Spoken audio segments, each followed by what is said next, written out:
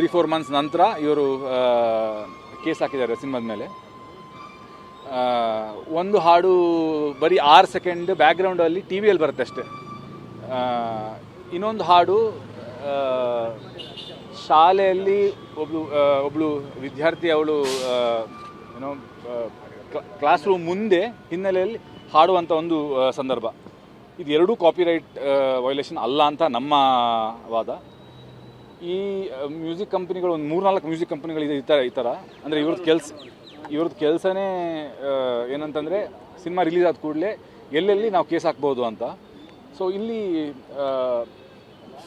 ನಿರ್ಮಾಪಕರಿಗಾಗಲಿ ಅಥವಾ ನಿರ್ದೇಶಕರಾಗಲಿ ಈ ಥರ ಕನ್ಫ್ಯೂಷನ್ಸ್ ಇದೆ. ಅಂದರೆ ಏನು ಕಾಪಿರೈಟ್ ಇಲ್ಲಿ, what is copyright issue, what is not ಅನ್ನೋದಿದೆಯಲ್ಲ, ಇದು ನಮ್ಮ ಪೂರ್ತಿ ಇಂಡಸ್ಟ್ರಿಗೆ ಇದು ಕರೆಕ್ಟಾಗಿ ನಾಲೆಜ್ ಇಲ್ಲ. ನಮ್ಗೆ ನಾಲೆಜ್ ಇಲ್ಲ ಫಸ್ಟ್ ಆಫ್ ಆಲ್. ಆ್ಯಂಡ್ ಅದನ್ನು ಅಡ್ವಾಂಟೇಜ್ ತೊಗೊಳ್ಳುವಂಥ ಈ ಥರ ಸುಮಾರು ಕೆಲಸಗಳಾಗ್ತಾ ಇದೆ. So we from Paramvah studios ನಾವೇನು ಡಿಸೈಡ್ ಮಾಡಿದ್ವಿ ಅಂತಂದರೆ ಇದನ್ನು ಕೋರ್ಟಲ್ಲಿ ಹೋಗಿ ನೋಡೋಣ. ಹಂಗಿದ್ರೆ ನಮಗೆ ಗೊತ್ತಾಗಲಿ, ಎಲ್ರಿಗೂ ಗೊತ್ತಾಗಲಿ ಕಾಪಿರೈಟ್ ಇಶ್ಯೂಸ್, ಕಾಪಿರೈಟ್ ಆ್ಯಕ್ಟ್ ಏನು ಹೇಳುತ್ತೆ, ಅಟ್ಲೀಸ್ಟ್ ಹೆಂಗೆ ಯೂಸ್ ಮಾಡ್ಬೋದು ನಾವು ಹಾಡುಗಳನ್ನು. ಯಾಕಂದರೆ ನಮ್ಮದೇ ಕನ್ನಡದ ಹಾಡುಗಳನ್ನು ನಾವು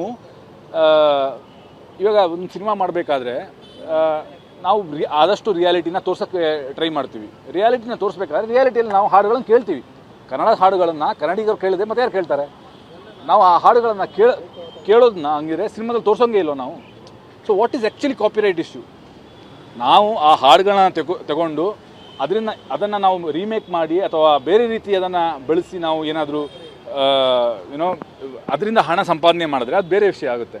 ಇವಾಗ ಯಾವುದೋ ಒಂದು ಸಾಂಗ್ನ ನಾವು ಹಳೆ ಸಾಂಗ್ನ ರೀಮೇಕ್ ಮಾಡಿ ಅದನ್ನು ಯೂಟ್ಯೂಬಲ್ಲಿ ಬಿಟ್ಟು ಯೂಟ್ಯೂಬಿಂದ ನಾವು ಹಣ ಸಂಪಾದನೆ ಮಾಡಿದ್ರೆ ಅದು ಬೇರೆ ವಿಷಯ ಆಗುತ್ತೆ.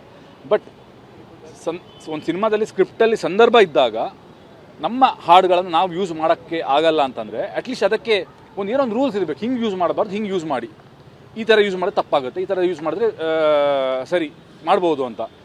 ಇದು ಯಾವುದು ಏನು ರೂಲ್ಸ್ ಅಂತ ನಮಗೂ ಗೊತ್ತಾಗಬೇಕು. ವಿಚ್ ಇಸ್ ವೈ ನಮ್ಮ ಪ್ರಕಾರ ಇದು ಕಾಪಿರೈಟ್ ಇಶ್ಯೂನೇ ಅಲ್ಲ.